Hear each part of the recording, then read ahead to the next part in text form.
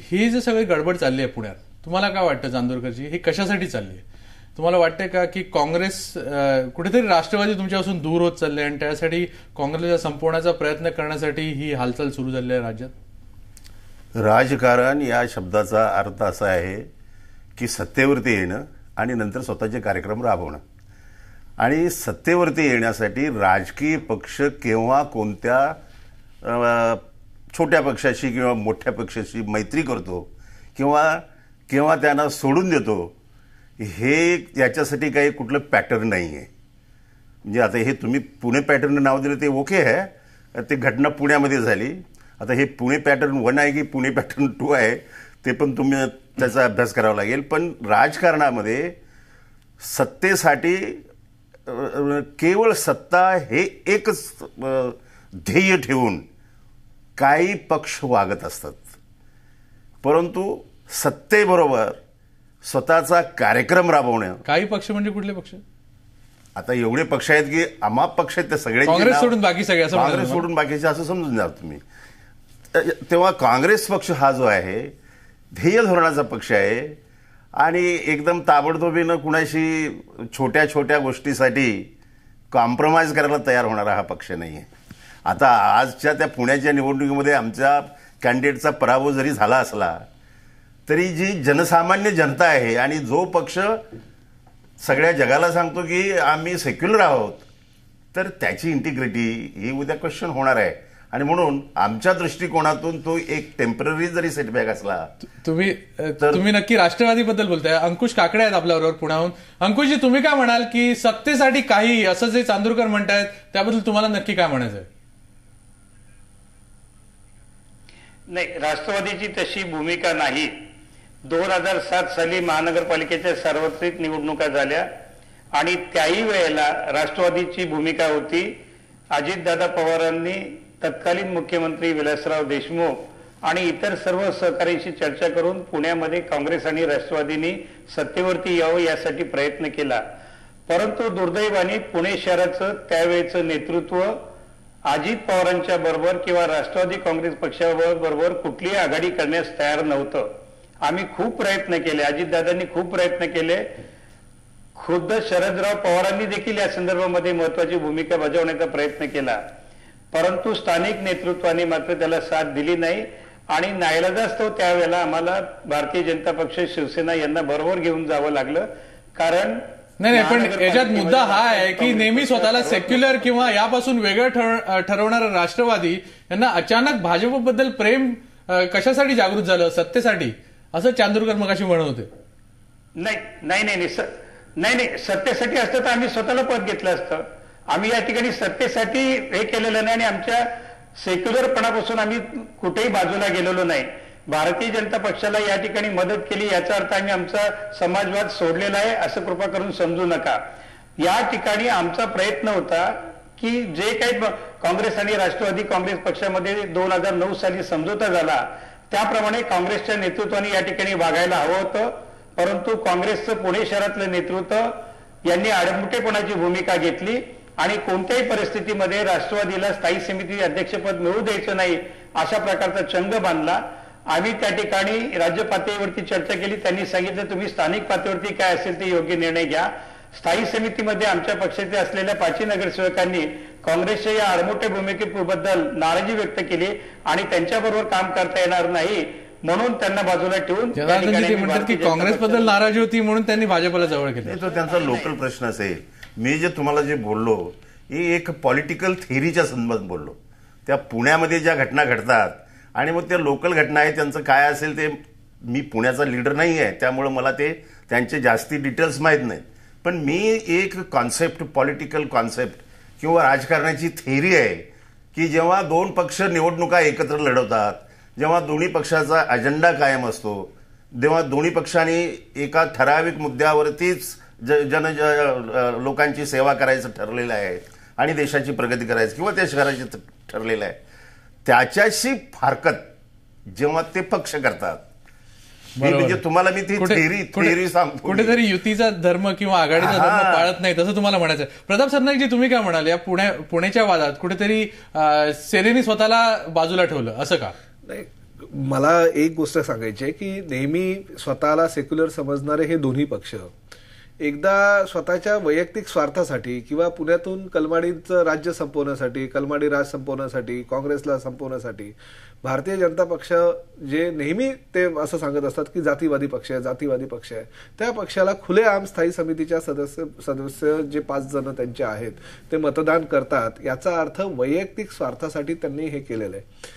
आणि आमचं भाजपशी पण हेच म्हणणं आहे की भाजपनं सुद्धा यांची कुबड्या खेळायची काय गरज आहे. आज महापालिकेच्या निवडणुका 1 वर्षावर आलेल्या आहे. भाजपनं शिवसेनेची ह्या स्थायी समितीच्या पण हा पुणे पॅटर्न 2 आहे. पुणे पॅटर्न 1 बद्दल काय म्हणा. पुणे पॅटर्न 1 किंवा 2 हा प्रश्न नाहीये, परंतु पुणे पॅटर्न 1 झाल्यानंतर सुद्धा आम्ही शिवसेना प्रमुखांनी किंवा भारतीय जनता पक्षाच्या राज्यस्तरीय नेत्यांनी त्याला काही दुजोरा दिला नव्हता. आज जरी गोपीनाथ मुंडे परवाच्या दिवशी म्हणाले की पुणे पॅटर्न हा पुण्यात ठीक आहे, पुण्यासाठीच आहे, महाराष्ट्रभर किंवा इतर ठिकाणी तो पुणे पॅटर्न राबवू शकत नाही असं त्यांनी म्हटलेलं आहे. परंतु शिवसेना प्रमुखांनी आजच आमची जी बैठक झाली, उद्धवजी सुद्धा त्या बैठकीला त्यांनी मार्गदर्शन केलं. भाजपच्या ह्या भूमिकेबद्दल शिवसेनेमध्ये प्रचंड नाराजी आहे आणि ती नाराजी त्यांनी शिवसेना प्रमुखांनी बोलून दाखवलेली आहे. आणि आमचे ज्या प्रवक्ते आहेत नीलम गोरे पुण्याचे आहेत, त्यांनी सुद्धा आम्ही ह्या निवडणुकीपासून अलिप्त आहोत, आम्ही त्या कुठल्याही मतदान प्रक्रियेमध्ये भाग घेणार नाही असं स्पष्टपणे सांगितलेलं आहे. त्यामुळे भाजपने सुद्धा जी भूमिका घेतलेली त्या भूमिकेला आमचा पाठिंबा मुळीच नाहीये. आमचं तर म्हणणं आहे काँग्रेस राष्ट्रवादी भांडू द्यावं. ते नेहमी सत्तेसाठी भांडतात आणि कधी एकत्र येते. उद्या सुद्धा ते आज या ठिकाणी भांडतायत, परंतु उद्या सत्तेसाठी परत एक होतील. आम्हाला याची कल्पना आहे. हे काय स्वार्थी राजकारण पुण्यामध्ये यांचं चालू आहे. परंतु भाजपनं अशी भूमिका घ्यायला नको होती असं आमचं मत आहे, कारण ते आमच्या युतीचे सहकारी आहेत, सहभागी आहेत. विकास मटकरीजी काय म्हणाल की फक्त सत्तेसाठी तुम्ही जे केलंय ते खरंच तुमचा जो सहकारी पक्ष आहे महाराष्ट्रातला त्याला तरी मान्य नाही, तुम्ही याचं काय जस्टिफिकेशन द्याल? नाही, आम्ही सत्तेसाठी काही केलं नाही. आम्ही स्थायी समितीच्या अध्यक्षपदाची निवडणूक लढवण्यासाठी उभं होतो. आम्ही शिवसेनेला वारंवार विनंती केली की आपली युती आहे, तुम्ही आम्हाला पाठिंबा द्या. शिवसेने तटस्थतेचं धोरण स्वीकारलं. आम्ही शिवसेना वगळता अन्य कोणत्याही पक्षाकडे युती करावी, आघाडी करावी यासाठी विनंती केली नाही, याचना केली नाही. आमचा उमेदवार निवडणुकीत उभा होता, आमचा उमेदवार योग्य वाटला म्हणून अन्य पक्षांनी आम्हाला पाठिंबा दिला.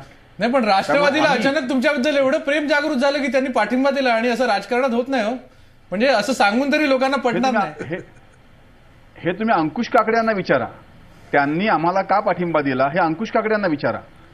आम्ही एक भूमिका स्पष्ट केली आहे की आम्हाला याची जाणीव आहे की हे नकारार्थी मतदान आहे.